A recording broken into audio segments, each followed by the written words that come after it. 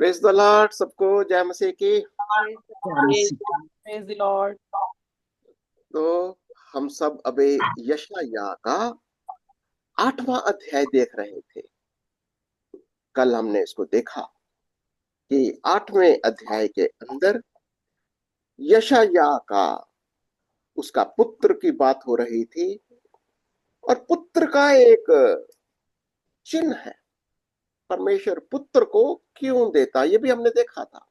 पुत्र, सिर्फ परमेश्वर का पुत्र ही एक चिन्ह नहीं है, आपके पुत्र और पुत्रियां भी चिन्ह है, आप भी चिन्ह है। चिन्ह, चिन्ह का मतलब क्या होता है? लोगों को संदेश। जैसा ये प्रभु का वचन क्या कह रहा था कि प्रभु आप ही तुम्हें एक चिन्ह देगा, क्या? अपना ही पुत्र देगा। और जो वो पुत्र संसार के लिए एक चिन्ह होगा, क्या? तो वो ऑलरेडी हमने इसको देख रखा है कि यशायाह के 7वें अध्याय में हमने देखा था। ठीक है, कि प्रभु आप ही तुम्हें एक चिन्ह देगा कि कुमारी गर्भवती हो गया था। कौन सी आयत है वो? 14वीं आयत से, प्रभु आप ही तुमको एक चिन्ह देगा, एक कुमारी गर्भवती होगी, पुत्र जनेगी। अब ऐसे ही वो यशायाह के पुत्रों की भी बात करता है। तुम्हारे भी पुत्र चिन्ह होंगे। और वो चिन्ह जो है उसी के नाम से, उनके जो नाम है उन्हीं को मैं देखूंगा, अगर कोशिश करूंगा आपको नामों का मतलब बताऊंगा आपको कि यशायाह के पुत्रों का नाम, यानी कि पहला पुत्र जो है उसका नाम है कि जो उसके बचे हुए लोग हैं वो जरूर उन्हें वापस लेकर आएगा। The remnant shall be saved. और हम देखेंगे दूसरे, अगर आपके सामने आएगी, स्क्रीन आएगी तो हम दिखाऊंगा मैं आपको कि वचन क्या सिखाता है। ठीक है, तो आइए देखते हैं यशायाह उसका 8वां अध्याय और 11वीं आयत से लेकर 9वीं आयत तक देखते हैं। यशायाह 11 और उसका 11वीं आयत से लेकर 8 का 11 और उसके ये ये वाले यशायाह 11 8 और उसके 11 से 9 तक। तो हमने देखना क्या है यहाँ पर कि क्या लिखा हुआ है कि प्रभु कौन है। खास तौर से just make references to who is the lord. मैंने क्रॉस कर निशान लगा रखा, आपको देखे होंगे। मैंने इसको ऐसे जहां जहां यीशु का नाम या प्रभु का नाम आ रहा, मैंने इसको क्रॉस लगा। आप देख लिया होगा। ये बस समझाने की बात है कि कैसे प्रभु कौन है। यशायाह 8 और उसकी 11वीं आयत से पढ़ो जरा। क्योंकि यशायाह 8 की 11 में लिखा है, जिसकी हेडिंग है परमेश्वर की चेतावनी। हम्म, क्योंकि यहोवा दृढ़ता के साथ मुझसे बोला और इन लोगों की सी चाल चलने को मुझे मना किया हम्म, और कहा, जिस बात को ये लोग राजद्रोह कहें उनको उसको तुम राजद्रोह ना कहना, और जिस बात से वे डरते हैं उससे तुम ना डरना और ना भय खाना। अच्छा, ये लोग कौन है? ये वो लोग जो यहोवा को प्रभु, जो तुम्हारा यहूदा का राजा, परमेश्वर, जो कहता है मैं इस राजा हूं, मैं परमेश्वर हूं। और ये सब जितने भी राजा हैं ये और जितने भी लोग हैं, ये मेरी पहचान है, मेरे लोग हो। और वो इसी बात को कहता कि ये लोग कौन? लोग जो उसको, उस पर विश्वास नहीं करते, जिन्होंने उसकी चेतावनियों को नहीं सुना, जिन्होंने उसकी आज्ञाओं को नहीं। हो सकता है ये यहूदा के भी लोग हो सकता है। तो ये क्या कह रहा है कि इन लोगों से क्या कहना, इनकी देखो, वो कहता है कि इनकी सी चाल मत चलना। जिस बात से ये लोग डरते हैं, जो वो सब क्या कहता है, और जिस कहा, जिस बात को ये लोग राजद्रोह कहें उसको तुम हम्म, द्रोह ना कहना, और जिस बात से वे डरते हैं उससे तुम ना डरना और ना हम्म, भय खाना। हम्म। और सेनाओं के यहोवा ही को पवित्र जानना, उसी का डर मानना और उसी का भय रखना, हम्म। और वह शरण स्थान होगा, परंतु इज़राइल के दोनों घरानों के लिए ठोकर का पत्थर और ठेस की चट्टान, और यरूशलेम के निवासियों के लिए फंदा और जाल होगा। और क्या बहुत। एक आस्ता आस्ता चलो जरा। अब इन हम्म। लोगों से कह दो, ये जो चेतावनी है, कौन लोग? जो लोग उसको ग्रहण नहीं कर रहे, जो हम्म। लोग उसको प्रभु नहीं मान रहे, इन लोगों के लिए ये एक फंदा होगा। You hmm. He is trap. यानी वो उस ये कहना ठोकर का पत्थर होगा वो। हम्म। ये कह रहा वो, अगर तुम लोग नहीं विश्वास करते, यही प्रभु जो तुम्हारा राजा है, जो परमेश्वर है, अगर तुम विश्वास नहीं करते, यही पत्थर तुम्हारे लिए ठोकर का कारण बनेगा। और चाहे वो यहूदा हो, तो चाहे वो बाकी के देश हो, उत्तरी राष्ट्र भी हो। हाँ। ओके। हम्म। और बहुत से लोग ठोकर खाएंगे, वे गिरेंगे और चकनाचूर होंगे, वे फंदे में फंसेंगे और पकड़े जाएंगे। ठीक है। और इन लोगों की बात क्या कहता है 16वीं आयत से? 16वीं आयत में कहता है, जिसकी हेडिंग है मुर्दों से पूछने के विरुद्ध चेतावनी। हम्म। चित्तौनी का पत्र बंद कर दो, मेरे चेलों के बीच शिक्षा पर छाप लगा दो। मैं उस यहोवा की बाट जोहता रहूंगा जो अपने मुख को याकूब के घराने से छिपाए है, और मैं उसी पर आशा लगाए रहूंगा। किसने अपने मुख को याकूब के घराने से छिपाया हुआ है? मिस्ट्री। यहोवा बहुतों से अपने मुख को छिपा लेता है। किससे? जो विश्वास नहीं करते। चाहे वो यहूदा के लोग हों, तो चाहे बाहर के लोग हों, अगर कोई उस पर विश्वास नहीं करता, जो कोई उसको प्रभु नहीं मानता, उसकी वो इज्जत नहीं देता, वो अपने चेहरे को, अपने मुख को छिपा लेता है, यानी प्रकट नहीं होता। कितना, कि क्या क्या उसका करेक्टर है, क्या नेचर है प्रभु, उसका गुण क्या है, उसके आपसे किससे मुंह फेर लेता है। आपको देख नहीं सकता। पाप और पाप की शक्ति, पाप के लोग जो भी कुछ हैं, जो उसके उसको नहीं पहचानते या पहचानना ही नहीं चाहते, मुंह मोड़ लेता, नहीं देखना चाहता ये। और क्या कहता है वो? और वह उनसे मुंह छिपाए हुए हैं, और मैं, अब ये यशायाह बोल रहा है, कहता हम्म। मैं तो उसी की आराधना करूंगा। मैं, अब मेरे चेले, मेरे लोग उसी की बाट जोते रहेंगे। और पढ़े आगे चलो। हम्म। 18वीं आयत में कहता है, देख मैं और जो लड़के यहोवा ने मुझे सौंपे हैं, उसी सेनाओं के यहोवा की ओर से जो सिय्योन पर्वत पर निवास किए रहता है, इजराइलियों के लिए चिन्ह और चमत्कार हैं। कौन सी नूर चमत्कार है? मेरे लड़के, मेरे लड़के। और मेरे लड़के, मैं मेरे, तो लड़के यहोवा ने मुझे सौंपे हैं। हाँ, देख मैं और जो लड़के यहोवा ने मुझे सौंपे हैं, उसी सेनाओं के यहोवा की ओर से सिय्योन पर्वत पर निवास करता है। इसलिए कि इसलिए चिन्ह और देखो, इंटरेस्टिंग है ये। कल भी मैंने इसके ऊपर का आपको थोड़ा सा रेफरेंस दिया था।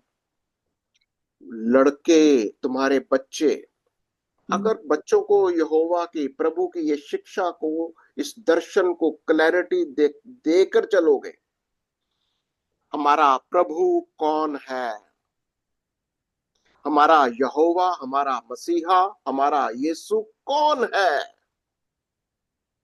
आपके बच्चे फलवंत होंगे। आपके बच्चे संसार के लिए चिन्ह होंगे, लोग देखेंगे। ये है, यशायाह यही कह रहा है, लोग देखेंगे। कि ये संतान जो प्रभु ने मुझे दी है, ये चिन्ह होंगे लोगों के लिए, संसार के लिए। ये बहुत इंटरेस्टिंग है ये। और ये आगे क्या कहता है? आगे चलिए। हम्म। आगे 19 आयत में कहता है, जब जब लोग तुमसे कहें, ओ, हम्म। और दोनों के पास जाकर पूछो जो गुनगुनाते और फुसफुसाते हैं, तब तुम ये कहना, हम्म। क्या प्रजा को अपने परमेश्वर ही के पास जाकर ना पूछना चाहिए? हम्म। क्या जीवितों के लिए मुर्दों से पूछना चाहिए? हम्म। व्यवस्था और चितौनी ही को चर्चा किया करो। यदि वे लोग इन वचनों के अनुसार ना बोलें तो निश्चय उनके लिए पौ ना फटेगी। निश्चय उनके लिए पौ ना फटे। There shall be no dawn for them. Hmm, उनके लिए ज्योति नहीं चमकेगी। किनके लिए? जो लोग प्रभु को, विश्वास। यहोवा पर नहीं विश्वास करते। ये बड़ी सिंपल सी बात है। जैसे यशायाह कहता है, मेरे दो लड़के हैं और दोनों को इतना मैंने तेज कर दिया है वचन के विश्वास से, विश्वास में, वचन से, शिक्षा में। वो एक चिन्ह है। क्या तो यदि वे लोग इन वचनों के अनुसार ना बोले तो निश्चय उनके लिए वो ना पड़ेगा। ये फिर तुम्हारी जीवनों में कोई रोशनी नहीं आएगी, कोई पौ नहीं फटेगी। तुम अंधकार में रहोगे अगर तुम उस पर विश्वास नहीं करोगे। ओके।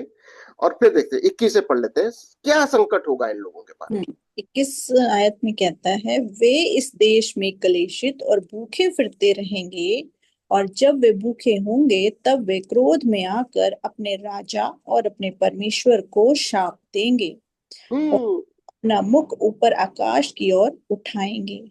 मतलब वो इतने गुस्से से भर जाएंगे कि वो फिर परमेश्वर को ही गलत बोलेंगे। कैसे? ये देखो, आज भी बच्चों के अंदर, लोगों के अंदर ये पाया जाता है। जब फ्रस्ट्रेशन हो जाती है। में प्रॉब्लम्स आती हैं, हम्म, परेशानियां आती हैं, वो परमेश्वर को खोजने के बजाय उसी को दोष लगाते हैं। मैंने किया ही क्या है? आपने सुना कई लोगों को ये कहते हैं, मैंने हम्म। क्या गलत किया? मैंने क्या किसी का कुछ बिगाड़ा? प्रभु का बिगाड़ा ना। बहुत लोगों का यही रिएक्शंस आते हैं। आपने भी सुना होगा, मैंने भी बहुतों को ये कहते सुना। बता, ये इससे बजाय कि उस यहोवा की स्तुति करो, उस यहोवा को धन्यवाद करो जो कुछ उसने आज तक हमारे लिए किया, बल्कि उल्टा उसी पर दोष लगाकर कि मैंने क्या किया, हमने क्या किया, हमने किसी का क्या बिगाड़ा। हम्म, तुमने कुछ भी नहीं बिगाड़ा। बिगाड़ा तो सिर्फ ये कि तुमने यहोवा को ग्रहण ही नहीं किया, मसीहा को अपने जीवन का प्रभु माना ही नहीं। तुमने अपनी जिंदगियों को अपने अपने ही मुखिया तुम बन गए। और जो भी तुमने अपने आप को मुखिया बनाया है, तुम संसार के मुखियों के पीछे लग गए। ये तुम्हारे ऊपर आरोप है। और क्या कहता है आगे, चलो। 22 आयत में कहता है, तब वे पृथ्वी की ओर दृष्टि करेंगे, हम्म। परंतु उन्हें सकेती और अंधियारा अर्थात संकट भरा अंधकार ही देख पड़ेगा, और वे घोर अंधकार में ढकेल दिए जाएंगे। ठीक है। और अगर यानी ये लोग नहीं ग्रहण करते, यहोवा को, प्रभु को नहीं मानते कि वो कौन है, वो प्रभु है। एक बड़ी मोटी सी बात है ये। परमेश्वर ने इंसान को अपने स्वरूप में बनाया, हम उसकी पहचान है। पूरे संसार का, सारी मानव जाति का मुखिया वही है। He is the head of the house. संसार का मुखिया वही है। और इस संसार ने क्या किया, लोगों ने क्या किया, अपने अपने मुखिया बना लिए। हर एक समाज में हर एक जातियां बन गई, धर्म बन गए, गुरु बन गए, क्या क्या नहीं बन गए। सब मुखिया बनकर लोगों को गुमराह कर रहे हैं। क्या? किसी को कोई ये शिक्षा नहीं दे रहा। हम उसी परमेश्वर की पहचान है। सब मानव जाति हम आपस में परमेश्वर की पहचान है। जब हम एक दूसरे को देखते हैं, हमारे अंदर वो परमेश्वर दिखाई देना चाहिए। हमारे अंदर उस यहोवा का वो चिन्ह दिखाई देना चाहिए। आपके पुत्र और पुत्रियां चिन्ह दिखाई देने चाहिए जो उस यहोवा की महिमा को प्रकट करे। नहीं करते। अपने अपना राग, अपना अपना तरीका चला हुआ है। यही यही पाप है। यही पाप है। आइए दूसरे नौवे नौवे अध्याय की चलेंगे। पहले कितनी आयतें पढ़नी हमने? हाँ जी, 9वें अध्याय, यशायाह का 9वें अध्याय, जिसका हेडिंग है शांति का राजा। हाँ, 7 आयत तक करना है इसको। 9वें अध्याय की 7 आयत। हाँ। तो भी संकट भरा अंधकार जाता रहेगा। हम्म, पहले तो उसने जबूलन और नप्ताली के देशों का अपमान किया, परंतु अंतिम दिनों में ताल की और यरदन के पार की अन्य जातियों के गलील को महिमा देगा। देखो, ये जबलून और नप्ताली कौन है? ये बिल्कुल उत्तरी राज्य है, सामरी देश।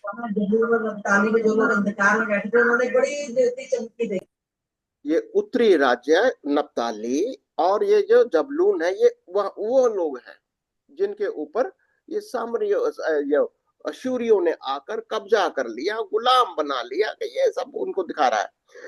तो भी संकट भरा अंधकार जाता रहेगा। यानी अब इन्होंने तो, क्योंकि देखो, उत्तरी राज्य या जिन लोगों ने भी प्रभु को ग्रहण नहीं किया, उनके ऊपर अंधकार छा गया। जो असीरिया का देश गुलाम बनाकर ले गया, उनके पैसे लूट लिए। अब क्या कह रहा वो? ठीक है, वो तो हो गया, पर लेकिन अब मैं क्या करने जा रहा हूं? अंतिम दिनों में क्या होगा? ताल ताल। की और यरदन के पार की अन्य जातियों के गलील को महिमा देगा। अब देखना, अंत के दिनों में मैं क्या करने जा रहा हूं। तो आपको क्या लगता है, लड़ाई किसके बीच में चलती है?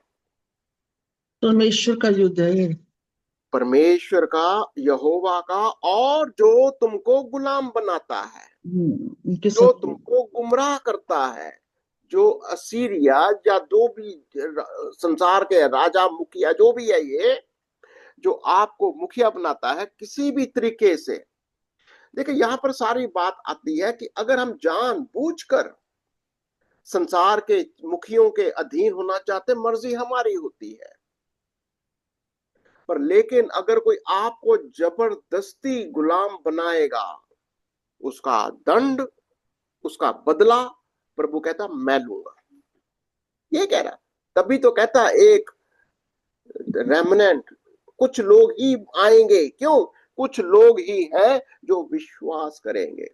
चलिए पढ़ते देखेंगे इसको कि ये जो लोग, दूसरी आयत से। दूसरी आयत में कहता है, जो लोग अंधियारे में चल रहे थे उन्होंने बड़ा उजियाला देखा, हम्म, और जो लोग घोर अंधकार से भरे हुए मृत्यु के देश में रहते थे उन पर ज्योति चमकी।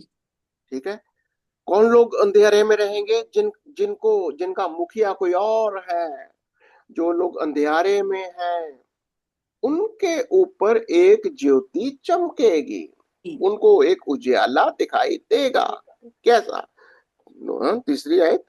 तूने जाति को बढ़ाया, तूने उसको बहुत आनंद दिया। वे तेरे सामने कटनी के समय का सा आनंद करते हैं, और ऐसे मगन हैं जैसे लोग लूट बांटने के समय मगन रहते हैं। तो ये लोग क्या करते हैं? बहुत धन लूट लिया, बड़ा आनंद मनाया।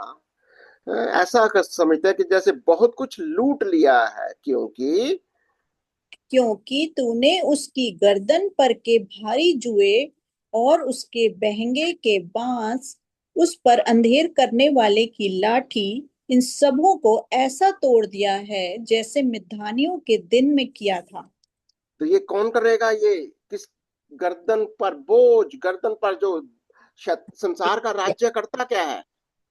हमारे गर्दन पर। देखो, आज आज क्या हमेशा से यही रहा। ये ये बेसिकली संसार का राजा, संसार के राज्य जो भी हैं, आपको पैसा कब देते हैं, आपकी चीजें, आपकी जरूरतें कब पूरी होती है?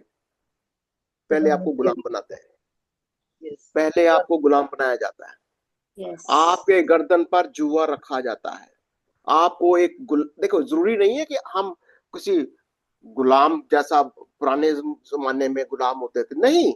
गुलामी का मतलब यह है कि आपसे वो करवाया जाता है जो आप नहीं करना चाहते, उसको गुलामी कहते हैं। आपके ऊपर वो जुआ डाला जाता है जो आपके सहने से, आपकी बर्दाश्त से परे है। ये ये कहता है, अब ये प्रभु का वचन क्या कह रहा है, मैं वो जुआ तोड़ डालूंगा। जब वो प्रकाश आएगा, जब ये ज्योति उदय होगी, मैं ये जुआ हटा दूंगा। क्या लिखता है, पढ़ो जरा। हाँ। क्योंकि युद्ध में लड़ने वाले सिपाहियों के जूते और लहू में लथड़े हुए कपड़े सब आग पर और हो जाएंगे, हाँ। क्योंकि हमारे लिए एक बालक उत्पन्न हुआ, हमें एक पुत्र दिया गया है, और प्रभुता उसके कांधे पर होगी, और उसका नाम अद्भुत युक्ति करने वाला, पराक्रमी परमेश्वर, अनंत काल का पिता और शांति का राजकुमार रखा जाएगा।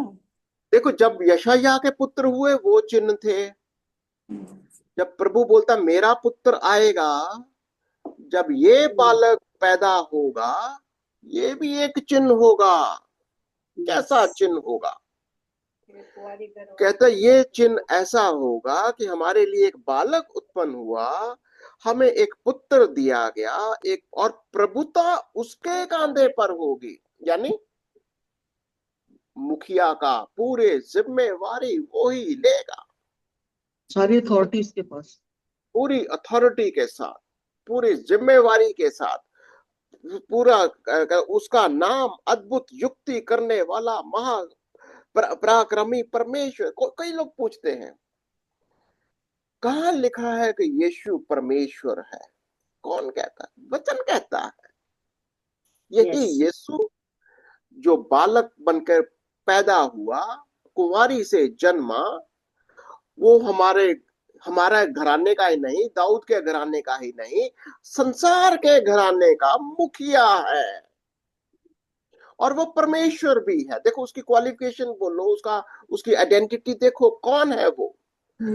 उसका नाम अद्भुत युक्ति करने वाला, परमेश्वर, अनंत काल का पिता और शांति का राजकुमार रखा जाएगा। और सारी उसकी परमेश्वर भी आ गया, पिता भी आ गया, राजकुमार भी आ गया।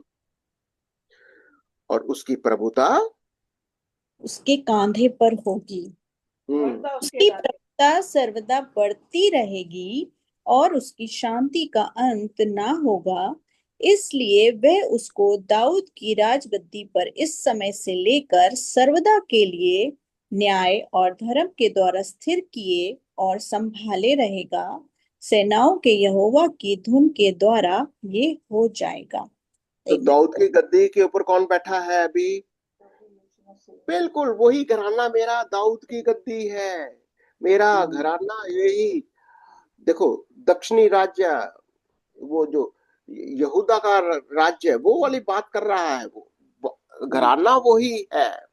उसी घराने में यीशु मसीह उसी गद्दी पर, दाऊद की गद्दी पर वो राज्य करता है।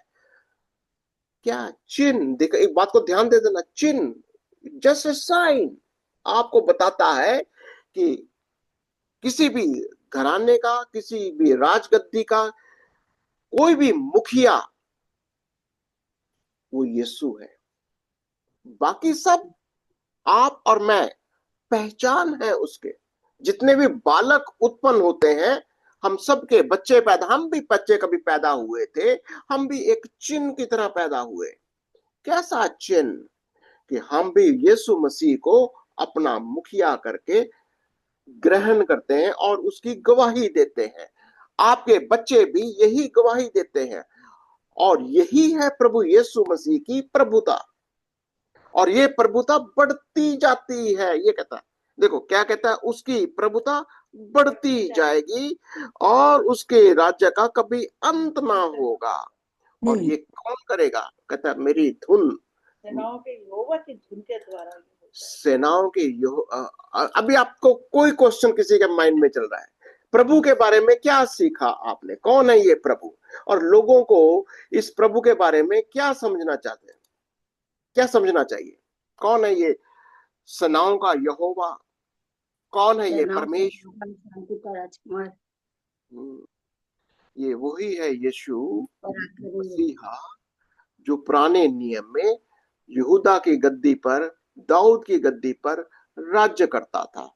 और उनको बता, सिर्फ दाऊद को ही, यहूदा के घराने को ही नहीं, उत्तरी राज्य को भी कहता है, संसार को भी कहता है, बाकी के राष्ट्रों को भी यही संदेश देता है। तुम मेरी, देखो राजा की, दाऊद, दाऊद का मतलब क्या? दाऊद कहता मेरी ओर मत देखो। कौन है दाऊद? किसकी ओर इशारा करता? भजनों में देखता है, प्रभु ने मेरे प्रभु से कहा, जब तक मैं तेरे शत्रुओं को तेरे पैरों की चौकी ना बना दूं, तू मेरे दाहिने हाथ बैठ। तो दाऊद क्या क्या इशारा करता है? बिल्कुल मेरा प्रभु, मेरा राजा वही है। और जब तक मेरे शत्रु उसके पैरों की चौकी, मुझे कुछ नहीं करना, तुम आराम से बैठ, यू रिलैक्स। कैसा राजा?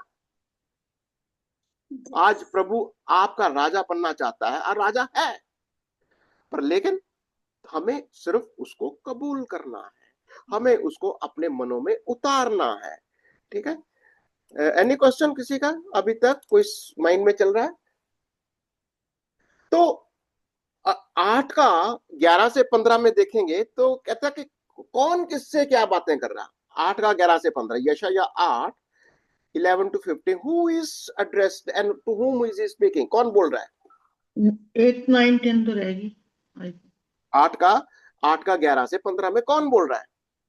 क्योंकि यहोवा इज़राइल के प्रति परमेश्वर का क्रोध, प्रभु ने याकूब के पास एक संदेश भेजा है। यहोवा, हाँ, याकूब के पास, प्रभु ने याकूब के पास एक संदेश भेजा है। सिंपल बोलो ना, फिर तो आयतें पढ़ने लग जाओगे, कैसे होगा? आप सिंपल बताइए, कौन किससे क्या बात कर रहा? कौन बोल रहा है? प्रभु बोल रहा है, बात कर किसके द्वारा बोल रहा है? के पास याकूब को बोल, इज़राइल को कह रहा है। कौन बोल रहा है? अभी क्वेश्चन इज कौन बोल रहा है? यहोवा बोल रहा है, परमेश्वर पिता बात कर रहे हैं। अरे यीशु किसके मसीह द्वारा बोल रहा है? याकूब के द्वारा। यशायाह बोल रहा है। हाँ, यशायाह परमेश्वर की चेतावनी को बता रहे हैं। नहीं कर रहे हैं। यशायाह याकूब इज़राइल को बोल रहा है। यशायाह बोल रहा है। देखो हमें सीखना, देखो यहाँ पर सीखने की बात आ रही है। यशायाह किसको बोल रहा है? याकूब के घराने को बोल रहा है। किसके द्वारा बोल रहा है? बोल कौन रहा है? परमेश्वर किसके द्वारा बोल रहा है? यशायाह के द्वारा। मध्यस्थता वही कर रहा है। ये तो क्या शिक्षा क्या निकलती है यहाँ पर? परमेश्वर आपके द्वारा कुछ बातें करता है? यस, बिल्कुल करता है। जब हम परमेश्वर के वचन को बोलते हैं, जैसे यशायाह बोल रहा है परमेश्वर का, यहोवा का वचन यहूदा के घराने को बोलता है। परमेश्वर इंसान को इस्तेमाल करता है, आपको इस्तेमाल करता है। परमेश्वर ऐसे ही बात नहीं करता, वो किसी अपने नबी को, अपने भविष्यद्वक्ता को इस्तेमाल करता है। और आपको मेरे को जब एक दूसरे को सुनना है तो हमको कैसे सुनना है? जैसे प्रभु बोल रहा है, जैसे प्रभु बोल रहा है। जैसे ईश्वर को सुन रहे हैं ऐसे तुम जगत के ईश्वर मानो परमेश्वर का वचन है, मानो परमेश्वर का वचन। पत्रस यही तो सिखाता है, ऐसा बोलो मानो परमेश्वर जैसे तुम परमेश्वर का वचन बोल रहे हो। तो आज आज हम लोग अपने आप को प्रभु की संतान, उसके पुत्र और पुत्रियां समझते हैं, चिन्ह समझते हैं, परमेश्वर ने आपको ही नहीं, आपके बच्चों को भी चिन्ह ठहराया है। कैसे प्रकट होंगे? वचन बोलेंगे। अगर आप परमेश्वर का वचन नहीं बोलते तो आप चिन्ह नहीं हो। चिन्ह होना है। चिन्ह क्या करता है? परमेश्वर का वचन बोलता है। और यहां पर यशायाह बोल रहा है, ये देखो, ये सारी एक्सरसाइज जो हमारी होती हैं अब बड़ी इंटरेस्टिंग है। Do you see any parallel between 8:12 and 2:22? यशायाह 8:12 में क्या लिखा था? और कहा, जिस बात से ये लोग राजद्रोह कहें। 8:12 को पढ़ो, यशायाह 8:12। और कहा, जिस बात को ये लोग राजद्रोह कहें उसको तुम राजद्रोह ना कहना, और जिस हाँ, बात से वे डरते हैं उससे तुम ना डरना और ना भय खाना, क्योंकि तुम परमेश्वर और के बच्चे हो। 2:22 हाँ, में क्या बोलता है? यशायाह 2:22 में क्या बोलता है? 2:22 पढ़ो भाई, ये 2:22। 9:22 में। दो दो दो चैप्टर 2 वर्स 22। यशायाह 2:22 में क्या बोलता है? इसलिए तुम मनुष्यों से परे रहो जिसकी श्वास उसने नथनों में है, क्योंकि उसका मूल्य है ही क्या। कौन लोग? जिनको, जो सिर्फ एक घास की तरह है, जिनका सांस सिर्फ यहां पर ही है, यही सांस उनका जीवन है। सांस आ रही है, सांस जा रही है, बस यही है उनका जीवन। ठीक है। पेरिशेबल।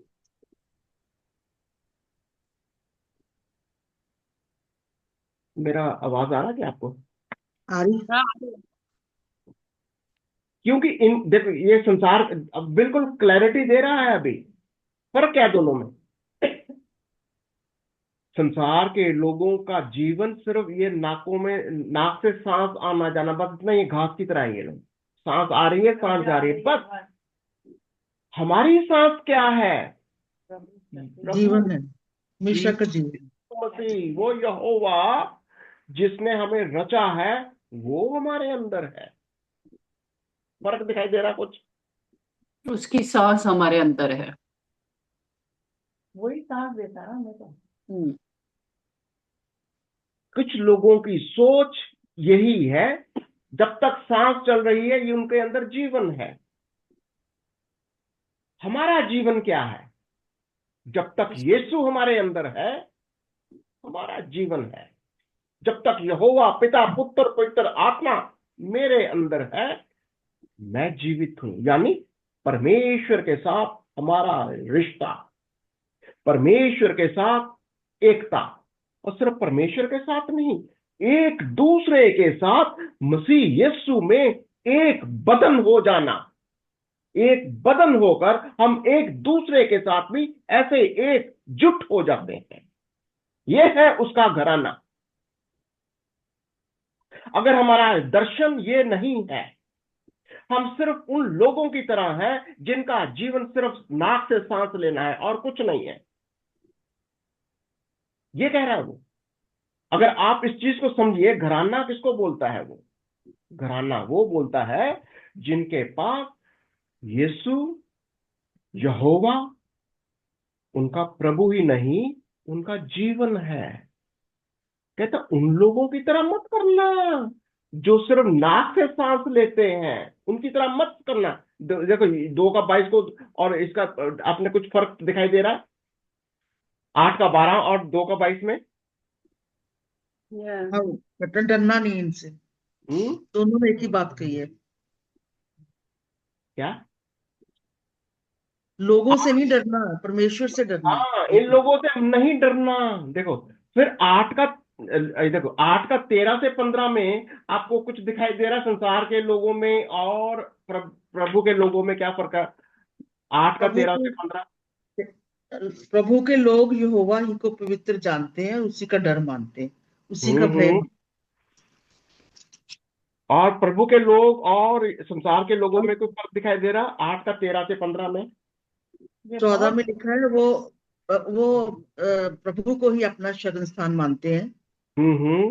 और दोनों घरानों के लिए ठोकर का पत्थर, ठेस की चट्टान, और यरूशलेम के निवासियों के लिए फंदा और जाल होगा।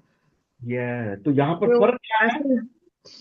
हाँ, जो लोग नहीं मानते हैं, परमेश्वर को अपना शरण स्थान नहीं मानते हैं, उसके भय में नहीं चलते हैं या यहोवा को पवित्र नहीं जानते हैं, उनके लिए, ऐसे घरानों के लिए। उनके लिए यही यीशु एक पत्थर, एक ठोकर की चट्टान है।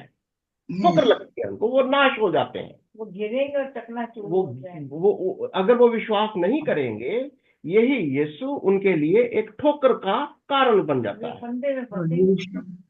इसमें इस्राइल के दोनों घरानों के लिए ठोकर का पत्थर, दोनों घरानों मतलब क्या दिया है? दोनों यहूदा और भी है, हाँ, यहूदा भी है और इजराइल भी है। इस्राएल भी। इजराइल उत्तरी राज्य है, जो उत्तरी राज्य है उसको इजराइल कहा जा रहा है, जो यहूदा है वो दक्षिणी राज्य कहा जा रहा है। हालांकि वो बोलता कि मैं यहूदा मेरा घराना है, पर लेकिन मेरे ही घराने में, प्रभु क्या कह रहा है, मेरे ही घराने में अगर नहीं विश्वास करेंगे तुम भी नाश हो जाओगे, ये कह रहा है वो उनको। ओके, कुछ समझ में आया? कुछ कोई आपको लॉजिक समझ में आ रहे है? विश्वास का कुछ मायना क्या है? एकदम वार्निंग दे रहा है प्रभु सारी दुनिया के लोगों को, कि जिसको मैं अपने अपने पुत्र कहता है उनको, दोनों बालकों, दोनों पुत्र हैं उसके, इजराइल और यहूदा। कहता है अगर मैं उनके साथ इतना कठोर हो सकता तो तुम क्या, किस खेत की मूली हो। बिल्कुल वो एग्जाम्पल दे रहा है, बिल्कुल वो एग्जाम्पल की तरह चलता है। पहले तो प्रभु का वचन क्या कहता है, उसका न्याय अपने ही घराने से शुरू होता है। वो न्याय करना अपने ही घर से शुरू करता है। इसीलिए वो संसार को भी यही कहता है, अगर तुम नहीं विश्वास करोगे तुम भी मरोगे, तुम भी नाश हो जाओगे। ये कह रहा है, ठीक है। ओके, 14-15 में क्या दिखाई दे रहा है आपको? कौन बचेगा? 8 का 14-15। इस कारण यहोवा इस्राएल में से सिर और पूंछ को, खजूर की डालियों और सरकंडों को और एक दिन में काट डालेगा। पुर्नियों और प्रतिष्ठित पुरुष तो सिर हैं और झूठी बातें सिखाने वाले नबी पूंछ है, क्योंकि जो इन लोगों की अगुवाई करते हैं वे इनको भटका देते हैं। और 8 का 14-15 कह रहा था मैं। 8 का 14-15 यीशु मसीह क्या है? शरण स्थान है हमारा। देखो यीशु कौन है? ही इज द आपका ड्वेलिंग प्लेस, शरण स्थान। कोई भी आ जाए, एनी बॉडी इज वेलकम। छिपने का स्थान, घर है, छिपने की जगह, हाँ, चट्टान है। आ जाओ, सब वेलकम। सिर्फ यहूदा की बात ही नहीं कर रहा, वो सिर्फ इजराइल की बात ही नहीं कर रहा, सबके लिए मैं शरण स्थान हूँ। पर लेकिन चिन्ह हूँ, ये एक चिन्ह है तुम्हारे लिए। और जो नहीं मानते उनके लिए ठेस की चट्टान बन जाता है। और जो नहीं मानते उनके लिए मैं ठोकर का कारण। और रोमियो 9 का 33 भी देख लो तो क्या कहता है। रोमियो 9 और उसकी 33 कैसा लिखा हुआ? रोमियो 9 और उसकी 33 कि जैसे लिखा हुआ है कि कहां पर मैं एक चट्टान रखूंगा। रोमियो 9 और उसकी 33 आए, जैसा लिखा है, सोन में एक खेत लगने का पत्थर और ठोकर खाने की चट्टान रखता हूँ, और जो उस पर विश्वास करेगा वह लज्जित ना होगा। कौन है ये जो सियोन में, सियोन का मतलब यरूशलेम में, यहूदा में, यरूशलेम, यहूदा, यरूशलेम जैसा भी समझते आप इसको। सियोन माने यहूदा या जेरूसलम, जेरूसलम, सारा उसी की ओर इशारा करता है। कौन है यहाँ पर चट्टान? एक ऐसा पत्थर, यीशु मसीह चट्टान है। बिल्कुल, जो उस पर विश्वास करेगा वो नाश नहीं होगा। ठीक है ना, ये कह रहा है वो। और बहुत सारे रेफरेंसेस हैं, अगर आप इसको पढ़ते जाएंगे तो ये रेफरेंसेस आपको वार्निंग, अभी जब मैं चाहूंगा सिर्फ एक वार्निंग की ओर देखते हैं कि 8 का 9 से 22 तक, 8 का 9 19 से 22 तक वार्निंग क्या है। 19 से 22 तक वार्निंग क्या दे रहा है वो? सुनाओ कि यहोवा के रोष के मारे ये देश जलाया गया है, और ये लोग आग की ईंधन के समान हैं। वे आपस में एक दूसरे से दया का व्यवहार नहीं करते। 8 का हाँ ठीक है, 19 से 22 बोला था आपने। हाँ ठीक है। जब लोग तुमसे कहें ओ जाओ और टोनों के पास जाकर पूछो, जो गुनगुनाते और फुसफुसाते हैं, तब तुम ये कहना, क्या प्रजा को अपने परमेश्वर ही के पास जाकर ना पूछना चाहिए, या जीवितों के लिए मुर्दों से पूछना चाहिए? व्यवस्था और चितौनी ही की चर्चा किया करो। यदि वे लोग इन वचनों के अनुसार ना बोलें, तो निश्चय उनके लिए पौ ना फटेगी। अगर तुम ये विश्वास नहीं करते, यहोवा यीशु जो मसीह है, हमारा राजा है, अगर वो राजा है, अगर यीशु परमेश्वर का पुत्र है, बड़ा सिंपल शब्दों में है ये, अगर यीशु परमेश्वर का पुत्र है, अगर आप ये विश्वास करते हो, तुम भी परमेश्वर के पुत्र और पुत्रियां ठहर गए और आपके जीवन में पौ फट गई, आपके जीवन में रोशनी आ गई। तब आप वो अंधकार की बातें नहीं करोगे। ये टोना टोटका, जादू टोना, भूत प्रेत, इधर उधर के साधने वाले काम जो ये संसार के लोग करते हैं, ये अंधकार के काम है। तब ये लोग, क्योंकि ये यीशु मसीह को, उस परमेश्वर के पुत्र को नहीं जानते, ना तो ये उसको जानते, ना ये एक दूसरे को जानते हैं। जब हम प्रभु में आ जाते हैं, हम प्रभु में एक बदन बन जाते हैं, एक बदन के अंदर हम एक दूसरे से कम्युनिकेट करते हैं, एक दूसरे से वचन बांटते हैं, एक दूसरे को वचन सिखाते हैं, एक दूसरे से वचन सीखते हैं। प्रभु हमारे से बातचीत करता है, वो ज्योति होती है जो परमेश्वर का वचन हमारे से बातें करता है। बहुत इंटरेस्टिंग है अगर आप परमेश्वर के वचन को इस तरीके से समझोगे जो यशायाह ने इन लोगों को समझाया कि प्रभु यीशु मसीह पुराने नियम के अंदर भी उनको बताया, मैं ही राजा हूं, मैं ही सेनाओं का यहोवा हूं। सेना कौन है? आप और मैं। सारी मानव जाति उसकी सेना है, हम उसके सेना है, उसके पुत्र और पुत्रियां हैं। उसने अपनी पहचान में हमें बनाया है। इसमें कोई धर्म जाति कुछ कोई वो कुछ नहीं है। उसका राज्य स्वर्ग का राज्य है। उसने कहा, मैं ही राजा हूं, मैं ही प्रभु हूं, मैं ही परमेश्वर हूं, तुम मेरी पहचान हो। हमें एक दूसरे को परमेश्वर की पहचान, उसके पुत्र पुत्रियां करके मानना है। अगर हम नहीं समझते, हम कहीं ना कहीं अंधकार में, संसार की शक्तियों में, संसार के उन अगुवों के पीछे पड़े हुए हैं, अंधकार में जो चल रहे हैं। हम आपके लिए प्रार्थना भी करते रहेंगे। जो लोग ऑनलाइन देख रहे हैं, आपका कोई भी सवाल हो, आपके मन में कोई भी शंका भी हो सकती है, आप परमेश्वर के वचन को, उसको शेयर करना, उसको आप कमेंट्स को लिख दो, दूसरों को भी ये बताओ, दूसरों को भी ये वचन को शेयर करिए। प्रभु आपको बहुत आशीष देगा। और जरूर इसको सब्सक्राइब भी नहीं करें, दूसरों को भी बताएं। और यही सेवकाई आप हम सबको परमेश्वर ने दी है कि हम परमेश्वर के वचन को प्रचार ही करें, विश्वास भी करें और लोगों के लिए एक चिन्ह ठहरे। हम आपके लिए प्रार्थना करेंगे। अगर आपका प्रार्थना का विषय कोई भी होगा, जरूर लिख दीजिए। आइए प्रार्थना करते हैं, प्रभु का धन्यवाद देते हैं इस सुंदर समय के लिए। प्रभु आपका धन्यवाद देते हैं। प्रभु राजाओं के राजा, प्रभुओं के प्रभु, सेनाओं के यहोवा, सर्वशक्तिमान परमेश्वर, आपको धन्यवाद देते हैं। पवित्र आत्मा, आप प्रभु धन्यवाद देते हैं, आपके चरणों में आते प्रभु। आज के बाइबल स्टडी के लिए धन्यवाद देते हैं प्रभु। अब तक प्रभु आपने अच्छे से सुरक्षित हमें संभाला, चलाया प्रभु, हर एक को अलग अलग जगहों पे रखा है प्रभु। आपको धन्यवाद देते हैं पिता परमेश्वर।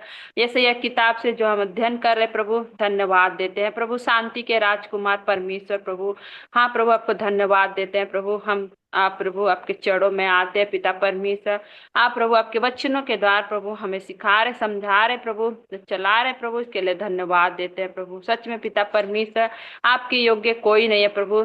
सेनाओं के यहोवा, आप हमारे शरण स्थान है प्रभु, आप हमारे चट्टान है प्रभु, जो कभी टलता नहीं पिता।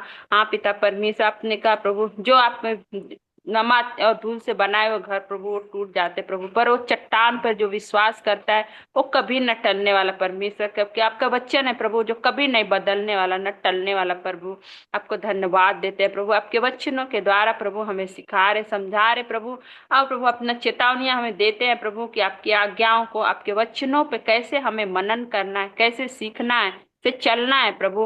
हाँ प्रभु, आपको धन्यवाद देते हैं प्रभु। वैसे हमें चलने के लिए प्रभु आप हर एक को प्रभु, जो जुड़े हुए बहन अलग अलग जगहों से प्रभु, हाँ प्रभु आप हर एक को चलाइए, संभाले प्रभु, आपके अनुग्रह में रखिए, आपके प्रेम में प्रभु बने रहे पिता परमेश्वर। क्योंकि प्रभु आपने जो आज्ञा दिया है प्रभु, और जो वचन दिया है पिता परमेश्वर, हाँ प्रभु वो दो धारी तलवार है पिता। हाँ पिता परमेश्वर, वचनों पे चलने के लिए प्रभु आप सहायता मदद करिए प्रभु, हर एक को प्रभु आप अनुग्रह करिए प्रभु, दया करिए पिता परमेश्वर। हाँ प्रभु, क्योंकि जो प्रभु आपके ऊपर भरोसा करता है प्रभु, वो विश्वास प्रभु कभी टलता नहीं है पिता परमेश्वर। हाँ प्रभु, आपको धन्यवाद देते हैं प्रभु। शांति के राजकुमार पिता परमेश्वर प्रभु, आपने देखा वचनों में देखते हैं प्रभु, यूहन्ना किताब 14 में प्रभु की संसार में तो चला बदल जाएगा प्रभु, पर आप जो शांति देते हैं वो कभी बदलेगा नहीं पिता परमेश्वर। हाँ प्रभु, आपके हर एक के ऊपर आपका शांति, आपका दया, आपका करुणा मांगते हैं पिता परमेश्वर। ऐसे ही प्रभु दिन प्रतिदिन आपके वचनों में आगे बढ़ने के लिए प्रभु सहायता मदद करिए प्रभु, दया करिए पिता। प्रार्थना करती हूँ, धन्यवाद देते हैं पिता परमेश्वर।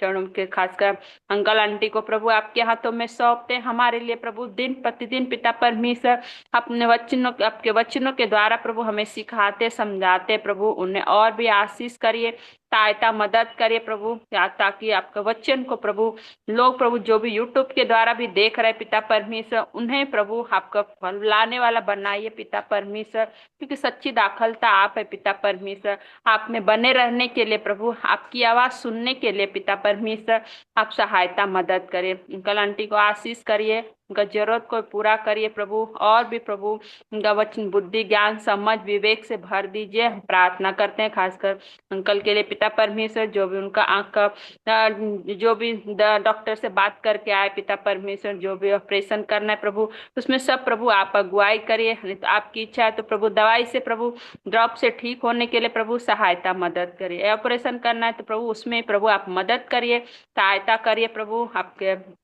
आपके लोगों को प्रभु आप दया करने वाला परमेश्वर है पिता परमेश्वर, आप अपना हाथ बढ़ाइए पिता परमेश्वर। अंकल को पुण्यति से चंगाई देना, सहायता मदद करना, हिम्मत ताकत देना पिता, हम प्रार्थना करते हैं। दया करिए पिता परमेश्वर। हम प्रभु प्रार्थना करते हैं उनके पूरे परिवार को आपके हाथों में सौंपते हैं। हम प्रार्थना करते हैं प्रभु, जो भी प्रार्थना विनती निवेदन धन्यवाद के साथ आपके चरणों में रखते हैं, आप सुनिए और ग्रहण करिए। प्रार्थना करते हैं घर जुड़े हुए एक बार फिर से हर एक को आपके हाथों में सौंपते हैं। कल आप वापस मिलने तक प्रभु आप हर एक को संभाल के रखिए, आपके वचनों में निरंतर बने रहने के लिए प्रभु, ताकि आपके नाम की महिमा हो प्रभु। जहाँ भी पिता परमेश्वर जाए पिता परमेश्वर, हाँ प्रभु आपके वचनों के प्रकाश में लोगों को चलाइए प्रभु, दया करिए पिता। प्रार्थना करते धन्यवाद, सारी बातें प्रभु आपके चरणों में रखते हुए पिता परमेश्वर आदर महिमा गौरव प्रशंसा प्रभु यीशु मसीह आपको देते, मान सम्मान प्रभु आपको देते, हमारे जीवित खुदा उद्धार करता प्रभु यीशु मसीह के नाम से मांगते हैं, आमेन। आमेन एंड आमेन। प्रभु आपको बहुत आशीष और बरकत देगा।